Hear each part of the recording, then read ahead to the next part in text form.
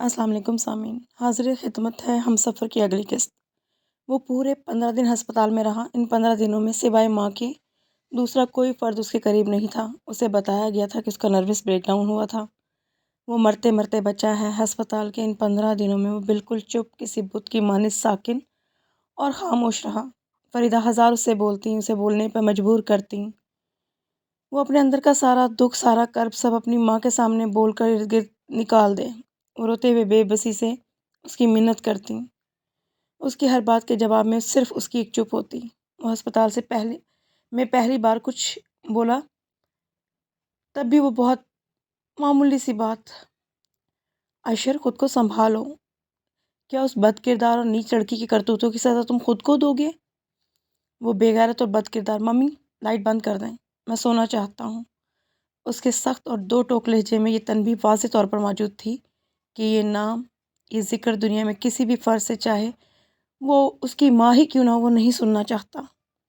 15 دن اسپتال میں رہ کر جب وہ گھر واپس آیا تو وہ ایک بالکل بدلا ہوا انسان تھا، گوشت اور پوست سے بنا، بظاہر ایک زندہ انسان جو سوچتا تھا، سمجھتا تھا، سب کچھ محسوس کرتا تھا۔ وہ اپنی محسوس کرنے کی تمام حسیات شاید گنوا کر آیا تھا، محسوس کرنا نہیں چاہتا تھا۔ وہ دفتر جانے لگا تھا۔ وہ انسانوں کی دنیا میں لوٹ آیا تھا جس سے اسے شدید نفرت تھی، مگر وہ اس دنیا میں اب رہتا یوں تھا جیسے دنیا سے، زندگی سے، لوگوں سے، رشتوں سے بیزار اور نالاں کوئی شخص رہ رہا ہو۔ اسے زندگی سے، لوگوں سے، رشتوں سے، ہر ایک چیز سے نفرت تھی، شدید نفرت۔ دنیا کے سامنے اس کا اور اپنا بھرم قائم رکھنے کے لیے، اس کی عزت برقرار رکھنے کے لیے اس کی ماں نے بڑے اچھے بڑے مضبوط جھوٹ بولے، ایسے مضبوط اور سچے لگتے جھوٹ کہ جن کے جھوٹ ہونے کا کوئی گمان بھی نہیں کر سکتا تھا۔ ان کی بہو ان کے بیٹے سے کچھ گھریلو اختلافات کے سبب روٹھ کر اپنے میکے چلی گئی ہے۔ ایک روٹین کی سی بات تھی، ہر گھر میں ہونے والی روایتی میاں بیوی کی باہمی چپکلش۔ وہ اپنی ذات کا اعتماد، مان، فخر، غرور سب کچھ گنوا کر اس دنیا میں واپس آیا تھا۔ اپنی نظروں میں گر جانے کے بعد اب اس دنیا میں کسی بھی فرد کی نظروں میں اپنی عزت قائم رہنے یا نہ رہنے سے اسے کوئی دلچسپی، کوئی مطلب نہیں رہ گیا تھا۔ اس کے لیے ہر جذبہ، ہر احساس بے معنی تھا۔ وہ دنیا میں رہتے ہوئے بھی دنیا میں نہیں رہتا تھا، وہ زندہ ہوتے ہوئے بھی زندہ نہیں تھا۔ خیرت احسان، اس نام کی لڑکی کو اس نے کبھی سوچا نہیں تھا۔ ہاں، فقط اتنی دعا ضرور کی تھی کہ وہ زندگی بھر میں دوبارہ کبھی اس کے سامنے نہ آئے۔ خیرت احسان، اس کے سامنے نہ آنا خود اس کے اپنے حق میں بہت بہتر تھا کہ اگر وہ کبھی اس کے سامنے آتی تو اس کے ہاتھوں اس کا وہ عشر ہوتا جو شاید رہتی دنیا تک اسے عبرت کا نشان بنا دیتا۔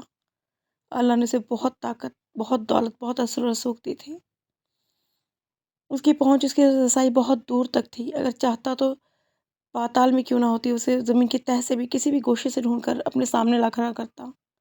اس کی زندگی، اس کی موت، ہر چیز کو عبرت کا نشان بنا سکتا تھا، مگر اس نے ایسا کچھ بھی نہیں کیا۔ انتقام لینے کے لیے، نشان عبرت بنانے کے لیے بھی وہ اس کا چہرہ نہیں دیکھنا چاہتا تھا۔ وہ عمر بھر میں نام دوبارہ کبھی سننا ہی نہیں چاہتا تھا۔ رات جن ذلتوں کو اس نے خود پر پھر گزرتے محسوس کیا، اس کے بعد لگا تھا کہ اب وہ کبھی بھی اس کی باتوں پر مسکرا نہیں سکے گا۔ شاید حریم کو بھی اس کوئی خوشی نہیں دے سکے گا۔ محض چند گھنٹوں بعد اس نئی صبح میں، دن کی روشنی میں، وہ اپنی بیٹی کے ساتھ پھر مسکرا رہا تھا، باتیں کر رہا تھا، اس کی موجودگی میں، اس کی معصوم باتوں پر دل کھول کر ہنس رہا تھا، خوش ہو رہا تھا۔ اس کی بیٹی جیسے ایک جادوئی اثر رکھتی تھی۔ جب کبھی وہ زندگی کو مرتا دیکھنے لگتا، اسے یقین ہونے لگتا کہ اب وہ مر رہا ہے۔ اس وقت اس کے پاس آ کر اس کے دل کو خوشگوار انداز میں دھڑکانے پر آمادہ کر دیتی۔ جب تک وہ جاگی نہیں تھی، وہ بیزاری سے بغیر ناشتہ کیے اپنے کمرے میں بیٹھا رہا۔ اس کی جاگتے ہی جیسے مردہ زندگی بھی جاگ اٹھی۔ وہ طویل نیند لے کر خود ہی اٹھی تھی۔ 11:30 بجے ان باپ بیٹی دونوں نے مل کر ناشتہ کیا، پھر وہ اس کے پیچھے لگ گئی تھی۔ وہ اسے اس کا رات کا وعدہ یاد دلا رہی تھی۔ وہ حریم کو ساتھ لے کر ان کے اپارٹمنٹ سے قریب ہی ایک بہت خوبصورت اور بڑی سی نرسری گیا۔ کچھ خالی گملوں کے علاوہ مختلف پھولوں اور پودوں سے سجے گملے بھی خرید لیے۔ حریم کو صرف پھولوں اور پھلوں والے پودوں میں دلچسپی تھی۔ حریم نرسری میں آ کر مختلف پودوں اور گملے خریدے جا رہے تھے۔ وہ خریدتا دیکھ کر بہت خوش تھی۔ بیٹی کا یہ شوق اس کے علم میں اب آیا تھا۔ اسے افسوس ہو رہا تھا کہ اس کا یہ شوق کی دلچسپی اسے پہلے کیوں نہیں پتہ تھی۔ اگر پتہ ہوتی تو اس کے لیے سجائے اپنے گھر میں کے گارڈن میں سے کس قدر وسیع اور عریض، جس میں اس نے اپنے ہاتھوں کے بہت سارے گملے، پھل پھول پودے درخت لگا رکھے تھے، وہ اسے وہاں لے جاتا۔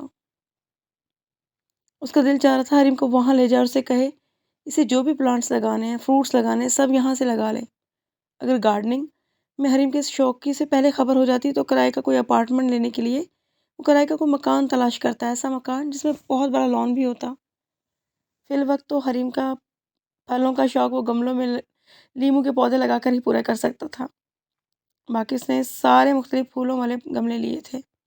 وہ اتنے ڈھیر سارے گملے تھے کہ پہلے چکر میں وہ لفٹ میں حریم کے ساتھ آدھے گملے رکھ کر لایا، اور پھر باقی کے حریم کو اپارٹمنٹ میں چھوڑ دینے کے بعد اگلے 2 چکروں میں جتنی دیر اس نے تمام گملے بالکونی میں ترتیب سے رکھے، حریم کو اتنی دیر اپنے قریب کرسی ڈال کر بٹھائے رکھا۔ ان کی بالکونی کافی کشادہ اور بہت بڑی تھی، مگر ان ڈھیر سارے گملوں نے اس کی جگہ کو فل کر دیا تھا۔ جب گملے ترتیب سے لگانے کا کام ختم ہوا تب اس نے حریم کو اپنے پاس بٹھا لیا۔ اس کے ہاتھ سے پنیریاں لگوا رہا تھا، اس کے ہاتھ سے بیج ڈلوا رہا تھا۔ جس پودے میں پانی ڈالتا اس میں پانی بھی اس کے ہاتھ سے ڈلوا رہا تھا۔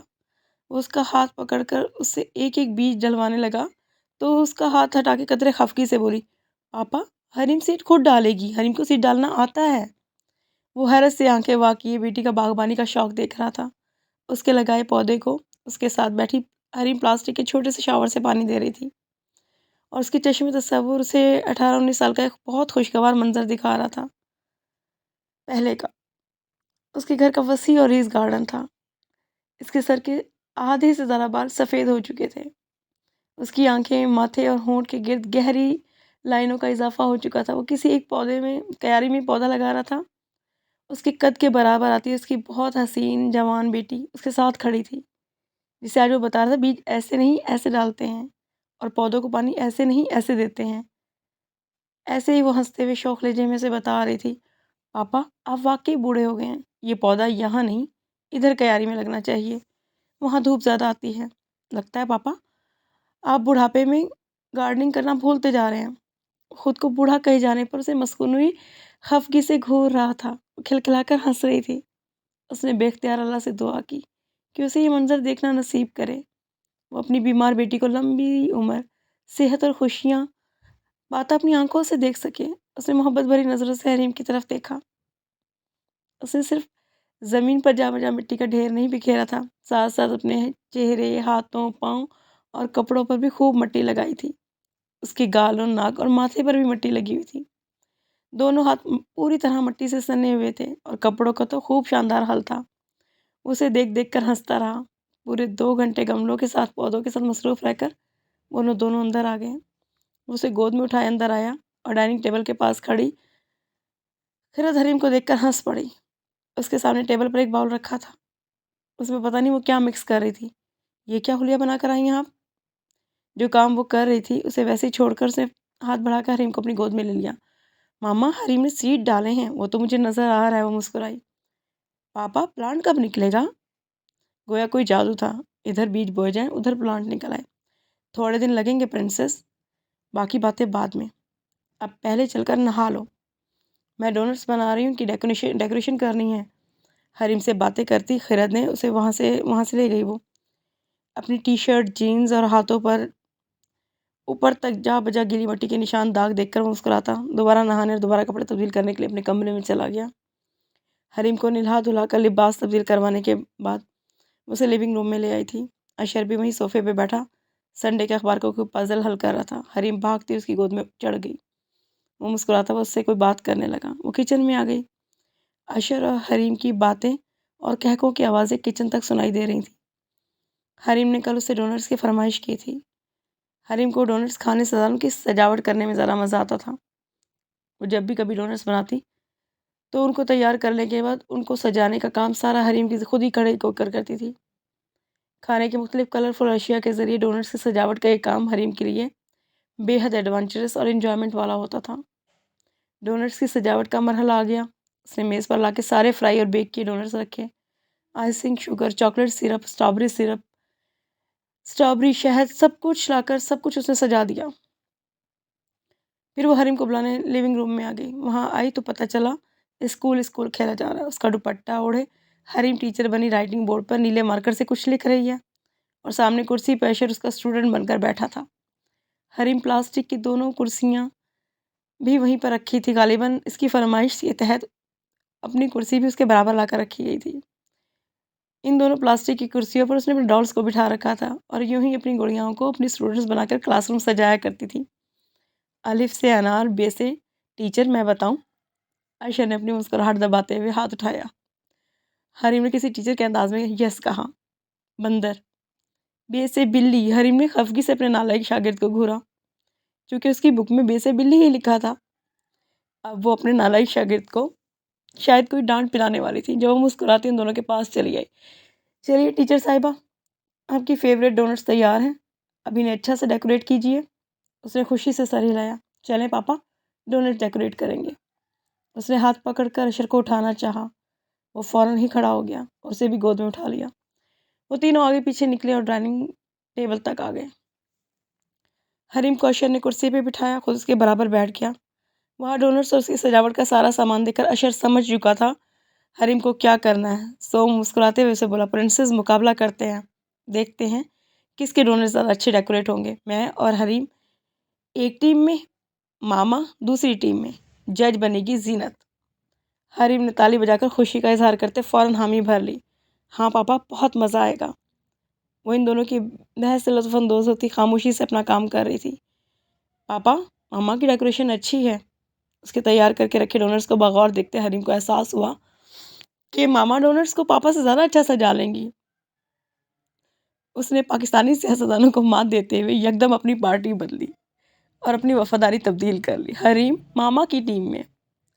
عائشہ نے اس کی طوطا چشمی اور بے وفائی پر اسے مصنوعی خفگی سے گھورا، جبکہ بیٹی کی چالاکی پر وہ بے ساختہ مسکرا اٹھی۔ آ جائیے زینت صاحبہ، جج کے فرائض سر انجام دیجیے، ذرا دیکھیے تو، بتائیے تو کس کے ڈونٹس زیادہ اچھے ہیں۔ عائشہ نے کچن میں کام کرتی زینت کو یہیں کھڑے کھڑے زور سے آواز دی۔ زینت ایپرن سے ہاتھ خشک کرتی ڈائننگ روم تک آئی۔ وہ خیرت اور عشر ہنسی ضبط کیے چہروں کو اس سارے کھیل کا پس منظر سمجھ چکی تھی، تب فوراً ہاتھوں سے حریم کے ڈونٹس والی ٹرے کی طرف اشارہ کیا۔ حریم جیت گئی، حریم جیت گئی، زور زور سے تالیاں بجاتی حریم نے بے ساختہ خوشی کا اظہار کیا۔ عشر چھٹی کا اس پورے دن گھر پہ رہا۔ اس کی کاروباری اور سوشل مصروفیات کس طرح کی ہوتی تھیں وہ جانتی تھی۔ شاید ان دونوں سے تمام مصروفیات ترک کر رکھی تھیں، شاید وہ حریم کو قریبی پارک میں لے گیا تھا۔ حریم واپس آئی تو عشر کی گود میں چڑی لدی پدی تھی۔ اس کے دونوں ہاتھوں میں خوب بڑے بڑے سائز کے غبارے اور ڈھیر عشر کے ہاتھوں میں سامان تھا، کئی رنگوں اور کئی طرح کا۔ یوں لگتا تھا غبارے والوں کے پاس سے سارے غبارے خرید کر دونوں ہی لے آئے ہیں۔ ساتھ ہی عشر کے ہاتھوں میں کھانے پینے کی اشیاء بھی شاپرز میں بھری پڑی تھیں۔ اتنی تفریح اور بھرپور شاپنگ کر کے آئی تھی، پھر بھی حریم کا منہ پھولا ہوا تھا۔ یہ گھر آتے ہی منہ کس خوشی میں پھولا ہوا ہے پرنسس آپ کا؟ عائشہ نے تعجب سے اس کے پھولے ہوئے منہ کو دیکھا۔ باپ کی بات کو نظر انداز کرتے اس نے باہیں اس طرح پھیلائیں۔ اس نے آگے بڑھ کر اسے گود میں چڑھا لیا تو وہ اس کی گود میں آتے ہی منہ پھیلا کر روٹھ کر بولی، پاپا نے حریم کو کرسی پر نہیں بٹھایا۔ عائشہ اسے گھورتا جھٹ اس کے قریب آیا۔ پرنسس، تم تو بڑی چیز ہو، پارک میں کیا کہا تھا، اگر سارے بلونز اور اپنی پسند کی ساری کھانے کی چیزیں دے لیں گی تو دوستی ہو جائے گی اور پھر تم مجھ سے ناراض بھی نہیں ہوگی۔ اور عائشہ نے جھولوں میں بیٹھنے سے روکا ضرور تھا، اس چیز پر وہ خفا تھی اور اس نے سارے پرومسز پورے بھی کیے تھے، اسے بہت کچھ دلوایا بھی تھا، لیکن حریم کا موڈ پھر بھی آف تھا۔ رات کے کھانے کا وقت ہو رہا تھا۔ زینت ان لوگوں کے کھانے کا پوچھنے کے لیے آئی۔ حریم کھیل ختم کر چکی تھی، تھکنے لگی تھی۔ تبھی اچانک عشر کا موبائل بجنے لگا۔ عشر نے اسکرین دیکھ کر فوراً کال ریسیو کی۔ السلام علیکم ماما، اسے بڑی گرم جوشی سے کہا۔ اس کا لہجہ بھرپور محبت کا عکاس۔ خیرت ایک دم ہی صوفے سے اٹھی اور غبارے کے پیچھے جاتی حریم کو گود میں اٹھا کر لیونگ روم سے باہر نکل آئی، حریم کے احتجاج کی پرواہ کیے بغیر۔ جتنی دیر میں عشر کو اس کے سلام کا دوسری جانب سے جواب موصول ہوتا، اتنی دیر میں دونوں وہاں سے باہر آ گئی تھیں۔ باہر آ جانے کے بعد بھی عشر کی ہلکی سی آواز سنائی دے رہی تھی، میں ٹھیک ہوں ممی، آپ کیسی؟ وہ حریم کو لے کر اپنے اور حریم کے مشترکہ کمرے میں آ گئی تھی۔ عائشہ نے خیرت کو باہر جاتے تعجب سے دیکھا۔ اس کی کال ریسیو کرتے ہی وہ جس طرح ایک دم سے اٹھ کر وہاں سے حریم کو اٹھا کر لے کر گئی تھی، وہ بہت عجیب سا انداز تھا۔ ماں سے ایک بہت بڑی بات اس نے اتنے عرصے سے چھپائے رکھنے پر وہ خود بھی بہت شرمندہ تھا۔ جب وہ سب کچھ جان جائیں گی تب اتنی بڑی اتنی اہم بات سے بے خبر رکھے جانے پہ یقیناً وہ بہت ناراض ہوں گی، مگر ان سے معافی مانگ لے گا۔ ایسا کرنے کی وجہ سے انہیں آگاہ کر کے انہیں منا لے گا۔ انہیں دکھ، پریشانی اور ٹینشن دینے سے بدرجہ بہتر تھا کہ ان کی تھوڑی سی ناراضگی سہ لیں۔ حالانکہ دل ماں کے لیے شدید دکھ میں مبتلا تھا۔ اس کی ماں جو اسے دوسری شادی کے لیے آمادہ کرتے اکثر بڑی حسرت سے کہا کرتی تھی، کیا ان کی تقدیر میں پوتے پوتی کی خوشی دیکھنا نہیں لکھا؟ جانتی ہی نہیں تھی کہ ان کی ایک پوتی بھی ہے، ان کی وہ پوتی جسے ان کی بہو نے پچھلے 4 سالوں سے چھپا رکھا تھا۔ اس کے دل و دماغ میں اس وقت کون سی سوچیں، کون سے خیال آ رہے تھے، ان سب کو نظر انداز کر کے وہ بظاہر معمول کے انداز سے ہنستا مسکراتا ماں سے باتیں کر رہا تھا۔ تم سے بات کرنا ہو تو بندہ یا تو تمہارے موبائل پہ کال کرے یا آفس میں، میرا بہت مصروف بیٹا میری موجودگی میں گھر رات گئے واپس آتا ہے۔ آج کل تو میرا خیال ہے ساری رات ہی آفس میں گزار دی جاتی ہے۔ آج سنڈے ہے، پھر بھی مجھے یقین ہے کہ کام کے معاملے میں میرا جنونی بیٹا اس وقت بھی آفس میں ہی پایا جائے گا۔ وہ ہنس کر بولی اور وہ بھی جواباً ہنس پڑا۔ اتنا کام کرنے والا بھی نہیں ہوں، فی الحال تو ایک جگہ بہت اچھے سے چھٹیاں انجوائے کر رہا ہوں۔ آپ ہیں نہیں تو بندہ کس کے لیے گھر پہ رکے؟ بہت خوش لگ رہے ہو۔ وہ ماں تھیں، اتنی دور بیٹھے صرف اس کے لہجے سے اس کی خوشی کو پہچان گئی تھیں۔ وہ انہیں بتانا چاہتا تھا کہ زندگی کے اور خوشیوں کے جو رنگ ان دنوں وہ دیکھ رہا ہے وہ اس نے آج تک کبھی نہیں دیکھے تھے۔ اسے پتہ ہی نہیں تھا کہ زندگی میں بعض بظاہر اتنی چھوٹی چھوٹی سی بچگانہ سی باتیں بھی اس قدر خوشی دے سکتی ہیں۔ اور انہیں بتانا چاہتا تھا کہ آج اس نے اپنی بیٹی کے ساتھ گارڈننگ کی، پارک میں جھولے جھولے، غباروں سے کھیلا۔ وہ یہ سن کر حیران ہوتی، ہنستی، ان کا اتنا سوبر، اتنا میچیور بیٹا ایسی کوئی باتیں کہتا ہے؟ پتہ نہیں ان کا پہلا رد عمل کیا ہوتا۔ وہ اور رضا زیدی ساتھ لنچ کر رہے تھے۔ کام کا جنون ہمیشہ کی طرح سر پر سوار تھا۔ اچھے سے ریسٹورنٹ میں اچھا سا لنچ انجوائے کرتے ہوئے بھی رضا زیدی کے سر پر بزنس ہی سوار تھا۔ لندن کی ایک کمپنی کے ساتھ ہونے والی ان کی ڈیل اور ڈیل کے فائنل ہونے کے راستے میں جو رکاوٹیں تھیں ان کو ڈسکس کر رہے تھے۔ کمپیٹیٹرز کا ذکر خیر میں مصروف تھے۔ روزانہ آفس سب سے پہلے آنا، وہاں سب سے آخر میں اٹھنا، اتوار کا دن بھی آخر تقریباً آفس میں ہی گزرتا تھا۔ کھانے سے فارغ ہونے کے بعد کافی کی سپ لیتے ہوئے رضا زیدی نے جیب سے سگریٹ کا پیکٹ نکالا اور لائٹر نکال کر اس کی طرف بڑھایا۔ وہ بھی اشر ہی کی طرح چین اسموکر تھا۔ نو تھینکس زیدی۔ نفی میں سر ہلاتے اس نے سگریٹ لینے سے انکار کر دیا۔ تم سگریٹ کے لیے منع کر رہے ہو؟ یہ تو ایسے ہی ہے جیسے کوئی سانس لینے سے انکار کر دے۔ رضا ہنستے ہوئے بولا، سب خیریت تو ہے نا میرے بھائی؟ اس نے پیکٹ سے اپنے لیے سگریٹ نکالی۔ I'm trying to quit. Cigarette منہ میں دبائے رضا زیدی بہت زور سے کھانسا۔ Trying to quit? یقین نہ کرنے اور مذاق اڑانے والے انداز میں اس نے اشر کے الفاظ دہرائے۔ خیر تو ہے نا اشر حسین صاحب؟ مجھے دال میں کچھ کالا نظر آ رہا ہے۔ یہ میرے لیے آسان نہیں تھا، مگر اس عادت کو چھوڑنے کی کوشش کر رہا ہوں۔ اس کی سنجیدگی کے جواب میں رضا زیدی کی معنی خیز مسکراہٹ اور زبردستی کی کھانسی جو رکنے کا نام ہی نہیں لے رہی تھی۔ ایک بندہ اپنی بری عادت چھوڑنے کی کوشش کر رہا ہے اور کچھ نہیں، کم از کم اس کی حوصلہ افزائی کر دو۔ بری عادت؟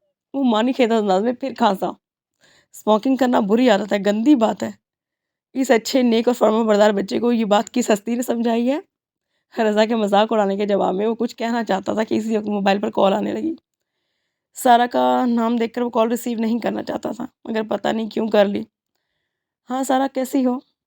اپنی خوش قسمتی پہ نازاں ہوں، جناب اشر حسین نے میری کال ریسیو کر لی ہے، مجھے اتنی عزت بخشتی۔ وہ جواباً کھلکھلائی اور جواب میں وہ بالکل خاموش رہا۔ سوری، شاید تم مائنڈ کر گئے۔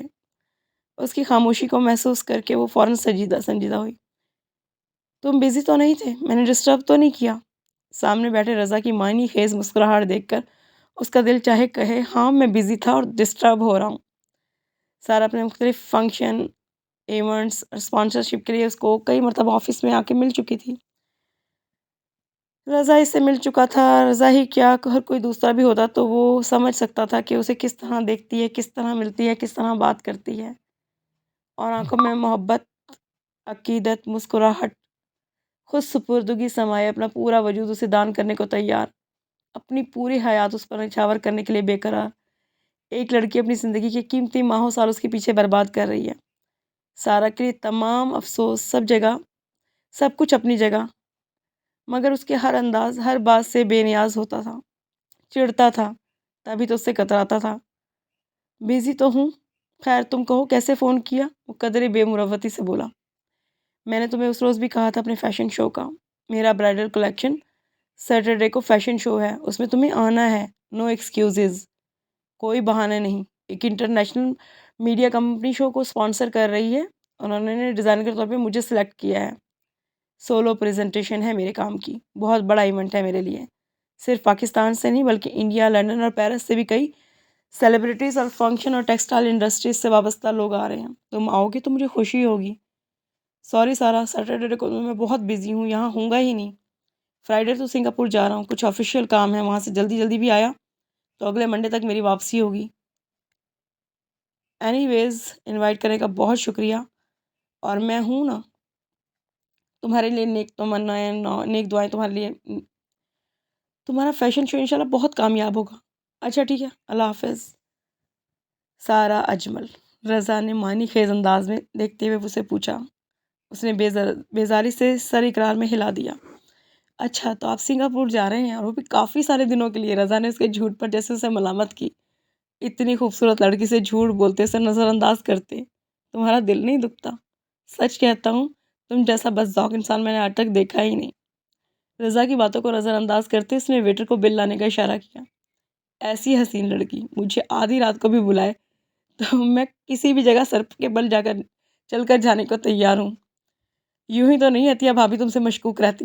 آفس دیر تک رکو تو فون کر کے مجھ سے تصدیق ضرور کرتے ہیں کہ ان کے شوہر صاحب آفس میں ہی ہیں، یہ آفس کے کام کا بہانہ کر کے کہیں اور پہنچے ہوئے ہیں۔ ویٹر کو فارغ کرتے ہوئے رضا نے جوابی چوڑ پر مسکرا کر اسے دیکھا۔